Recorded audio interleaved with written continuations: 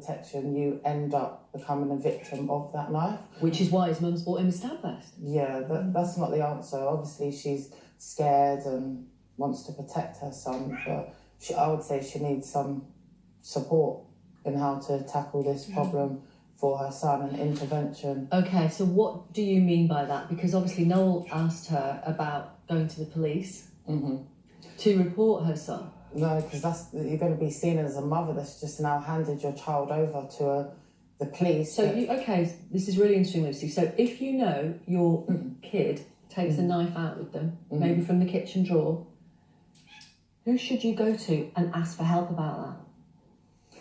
Should be able to go to the police, but a lot of mothers have had a negative experience. Okay, so if not the police, then who? Family, people in your community, people like us, Operation Shutdown. I've experienced growing up losing many friends and family to murder. I've witnessed that from 9 years old. That's why I'm a knife crime campaigner. How many, sorry to interrupt, Lucy, how many people in your family have you lost to? I've lost count. 2 cousins that I was very close to that were killed, but over the years where I grew up, I couldn't tell you how many people I've lost due to knife crime now. 10, 20, more? Over 10. 3 years ago it was about 10, so now every year you just can't keep count. You see on social media someone else's dies and it's just becoming a normal thing and it shouldn't be normal. So I reached out to these mums, or Amy actually reached out to me and said, do you want to do Operation Shutdown? I said, of course I do. And we've now got over 2,000 people attending on the 17th of April. And that is going to be a march. Let me ask Elaine and Amy, tell us what the point of it is. Okay, it's because this is endemic in society. It affects everybody. The only way to protect our children from this is to lock them up inside the house and ferry them around. That's not practical. And that's actually got to the point of insanity because they should be able to play in the streets like I did when I was young. Let's not polarise youth violence. Let's call it serious violence. I know people that have been shot and other instruments used. Let's look at the reason what's behind the instruments. Society is really violent. 2 to 3 women die a week. We can't pretend that young people have this problem in isolation. Now, we're here because these mums have lost their young people, their children. They will always be their babies no matter what. This has been building for years. And when you listen to these young people, and I know some of these young men have been stabbed, had no aftercare, and became a knife carrier. And one recently described to me that even to take his mother's bins out the back door 2 yards, the trauma that he felt with the PTSD, he felt he had to take his knife with him. Human instinct and survival is very strong. It's something that's with us. There is some people that go out with weapons to maim and kill. Okay, and each one of these mums will tell you that their case is quite unique. However, they were primary school children, 4 or 5. They don't see class, they don't see race. They've got on, and we find out in many cases 10 years later, one has become the perpetrator and murderer, and the other one's dead. Most of the perpetrators group, I would suggest, they weren't pre-positioned to do this. And so are you saying intervene at primary school age? Early intervention, even before intervention. This is a big mess. It's been building up for years. Enough is enough. I mean, honestly, what point does it have to get to? Whose child has to be killed next? In what way? We've had it in the daylight. We've had people being shot in the face. Also, this has been going on for a very long time, and we can't come to the government and say, please, £100 million is a drop in the ocean. In fact, what they're doing is putting money back into the budget that they've actually cut due to austerity over the last 10 years. And where are the police on the street? Young people tell us absolutely nowhere, only when there's an emergency. We know that police forces are being deployed from borough to borough, no local relationships, and this is why we are doing this protest. It's not a march. Central London location, we're testing the limits of the law, we're going to seize a location peacefully, and these mothers and every other family member is going to be heard on the day. Right, so direct action, you're saying, on the 17th of April. Enough is enough. Enough is enough. Okay, so we talked about fear. Obviously, that was what the young man in Noel's film was talking about. He's afraid, he says. He was selling drugs at the age of 13, not doing that anymore, he tells us. What else? Fear. That's why somebody carries a knife. Drugs, money, obsession, grooming, social media. obsession. Sorry, what did you say, They are obsessed with getting bigger and bigger weapons. So you could see from what he's saying to fit in with his peers, I'm going to get a bigger weapon. However, if he's going to be killed, he's not going to be able to take his weapons out and use it because the person that is killing you are tricking you to your death. What would you do if you were his mum? If I was his mum, I would try and find services that could help me. I'd move. I would have to move from the area for my child to feel safe so he will go out without the weapons. But what it is, there are no services around for parent support out there where parents could access, look, I've got this issue with my child, it's becoming challenging. I need help in a safe way. If you go to the police, you're going to be penalized, because you yourself will be like pulled in as a criminal because it's like saying you're encouraging your child to take a knife out. The children need to be educated from a very early age because the issue we have in here now is we have a group of young people that have gone out of control. We've got to stop looking for reasons around it. We've got to draw a line underneath that. Start from down, try and protect the younger ones. Then we then need to look at what are we going to do to help these young people that are already out of control to get back in line, because there's no employment for them. There's no respect. I think we need to go back to love and respect. When these teenagers... But sorry to interrupt you. The parents of that boy, teenager, young man who is taking the weapon out when he goes out, they love him. They love that kid. But it's not the parents, it's outside in the community. It's society. Right. If he goes to benefit, the way they speak to you, speak down to you. The teachers are criticizing you. The police are beating you up on the street. So where do they stand? So it's a vicious circle. Let me read some more messages. If you're smart, you're written off in schools. 383,000 temporary and fixed exclusions last year. And we had the head of Ofsted on the chief inspector saying there was no link. Saying there was no link between 700 children that aren't going to school. 85% of detainees at the moment are over 18. excluded from school. Let me read some messages. Joe says, this is powerful, well done. The human stories are so moving. Claire says, so incredibly sad. I work as a support worker and it's becoming more prevalent now than ever. We lost a boy last year in our organisation. The sentences need to be more harsh. This tweeter says, my heart goes out to all of the people on your programme today. Brave ladies. Given the improv nature of street weapons and that knife amnesties are ineffective, we need to look at why people are carrying knives. Why don't they feel safe? How do we take the money out of gangs? How do we break the silence on reporting crime? Katrina says, this is harrowing viewing. My heart goes out to the mums and relatives telling their stories this morning. And so it goes on. I mean, there are so many who are commending you for speaking out. Matt says, in particular with the man who's got a stab vest bought by his mum, the stab vest won't stop him carrying. It just makes him think he is invincible. He will still carry one as an enforcer for his drug dealing business. He needs to be helped to get a job, move away from the drug dealing. I wonder how many stabbings there would be if drugs were legal, Matt asks. That's a conversation for a whole different programme. And so it goes on. Okay, so I've read the government statement from the Home Office. You've talked about early intervention, you've talked about support, you've talked about taking direct action because you've had enough. What are and Juliet, you were talking about people going into schools, and some of you here go into schools to describe to school kids what has happened to your own son. What sort of impact does that have on them? It needs a holistic. At the moment, there's lots of individuals, mainly voluntarily, that are doing their own in their own little village, towns, cities. It won't work. It won't work because it needs to be holistic. It needs to be everybody coming together. The government needs to have a separate funding, right? Get in touch with all the leaders that are involved in this and work holistically and connect, because each town you will have the same programme going on. It needs parents, it needs schools, social services, the yachts team, probation, police, everyone working together until we unite, right? They have a saying that a child is brought up by the nation. And unless the child's brought up by the nation, unless we all take responsibility, it's not going to work. Yeah. Like the children say in the school where I go to, most of them, because they're being judged, and you have the parents too, they judge them. So some of them want to come forward and tell you that, you know what, I've got a problem. But some of us, including myself, we would listen to them and then go out or post it on social media. That's not the way about it. What do you mean? Sorry, what do you mean? Like, Judge okay, in what way, Jessica?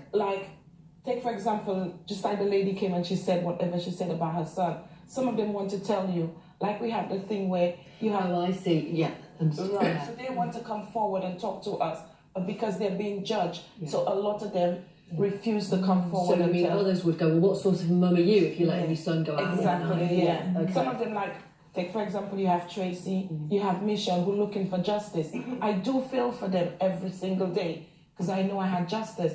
And I'm listening to this lady who said her son at the age of 13. I stood up in court and listened to Jamal stating, because the person who stabbed my son is Jamal William, at the age of 13, using a knife, and he left school at the age of 15. His mother, where was she when that happened? Well, probably, maybe she was doing her best. Yeah, but at the end of the day, come on. I raised my children like how I was brought up in the West Indies. And it wasn't easy. And I raised 3 of them. It's not all the time their dad was there, but I had to do it. Yeah. You know what? Sorry, go on, Tracy. We can't have it Always. always, right? So if you really want to protect your child, instead of buying the sad-proof vest and searching them every single day, which you should be searching them every day if you've got reason to suspect that they are carrying something, you do need to pick up the phone. You do have to ring the authorities. Who do you ring? They have to be responsible for helping the individual without judging them, without making them a suspect or a criminal. They need to have specialist teams in place, in police stations, where they can divert issues and problems, be hands-on and take on a hands-on approach. Right. And the community need to drive that forward. It's the community, it's the people But then in what this you're country that suggesting, need to make a Tracy, difference. may be the right idea, but what you're suggesting is, I think, ring the police and not expect them to treat your son, who might be carrying a dangerous weapon, as a suspect. Yeah. But you're asking them to be, There's you're so many asking the that police are to be a arrested social worker. No, I'm asking for the police to have specialist teams and intervention. I think that they need to have people who know how to handle young children as young as 10 years of age, who haven't even developed. And is They that the haven't got police's moral job? compass because they don't even know what morals are. Absolutely. at But is age. that the police's job? There should be units within the police, I think. I mean, you've got a programme called Divert that takes place in the police station in Brixton. They are very hands-on. Their approach is amazing. They're turning so many people away from their lifestyle by intervening straight there while they're being as they're being arrested, and they're looking at why they're there. They're talking to them. They're bringing more people in to help them to come away from that. If it's fear and you're walking around with a knife because you think somebody is going to murder you because you've been threatened on social media, people are they're stepping in and they're saying, right, what can we do to help you? Let's move you out of the area. Let's do this. Let's get you a job. Let's get you some training. There's some, get them involved in positive solutions. Who has, I'm just aware of the time now, I just want to ask, who has not yet seen the killers of their sons brought to justice? Me, myself. Me. I'm part done. Me. And what is that like? It's awful because I know the community of where this incident took place knows who killed my son. The police know who killed my son. But unfortunately, a judge can only judge on the evidence in front of them. So we need the people around to have the empathy to live our lives, because their children are still walking those streets with those people still at large. And every time we let one of them go free, we're empowering them to do it again. Right. So there's And that the is silence the problem from we have. people The that you silence think. wall, all you're doing, if you live in the same area and you've got children, you're allowing your children to walk the street of death, because these people are walking around still with their weapons, still committing crime. Okay. And the fact that you haven't yet received justice, how does that motivate you, drive you, whatever the right word is, on a daily basis? What would you say? Every day, every single day, I live and breathe fighting for justice for Josh. He doesn't have a voice, I'm his voice. The public and mothers here, who I've known for 3.5 years, have supported me in that endeavour to get that. We have a wanted poster that the police would like to speak to this man in connection with the murder of my son. I'm actively displaying this poster, as do many of the mums here for me on my behalf. The public have been amazing. As I said, we've had over 60,000, I've distributed over 60,000 posters.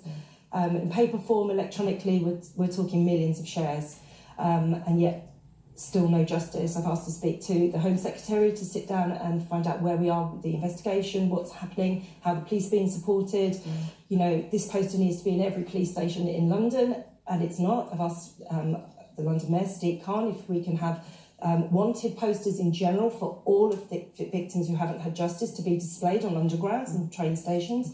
We need to wake up to the fact that we have, parents and families and communities struggling every single day to cope with injustice in general, and especially not to have justice for your child I wouldn't wish it on anybody. It's a living nightmare every waking moment of the day.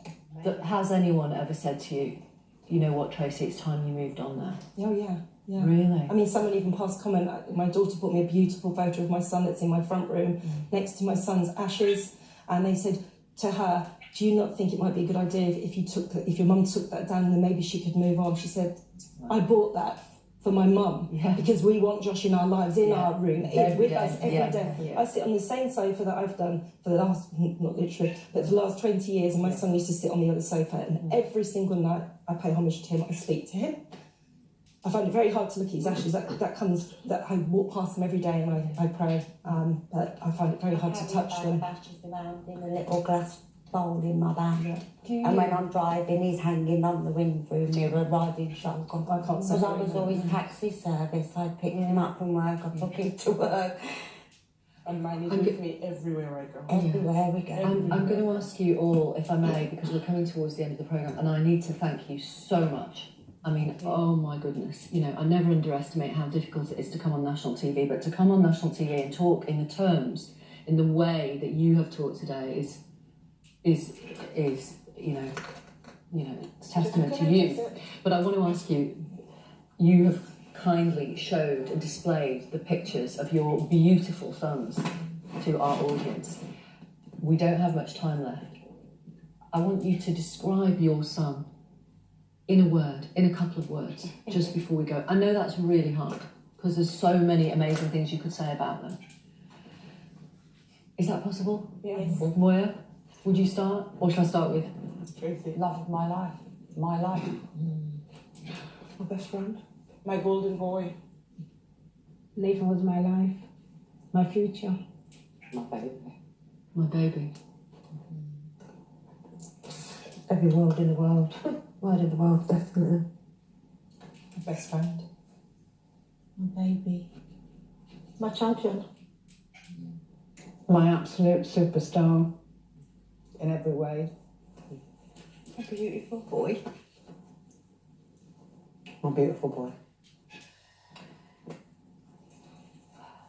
Thank you. I mean, thank you doesn't sort of feel enough, but thank you so much. And there are so many messages from people who are commending you for your bravery, your courage, your calm, your sort of the insight that you've given to people. And the march, the protest, I keep calling it a march, it's a protest. 1 to 4 p.m. Check social media for the exact location. And I just want to give a really quick example of why we're saying Cobra now. It warrants nothing less. I'm hearing 8, 9, 10-year-olds in primary school saying they're too scared to go to secondary school because they're going to get stabbed to death. It's a wide issue. We need Cobra now. We know what Cobra's for. It's been used for in the past. Come on, Prime Minister. Come on, Sajid Javis. Give us our Cobra. Come and engage with the people affected. Restart every child matters, though. You want a meeting with the Home Secretary and the Prime Minister? Good. Yeah. But we need the main people in power to engage with us, to help us help them.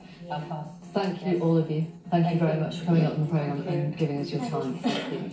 Thanks for your company today. We're back tomorrow at 10, and BBC Newsroom Live is next.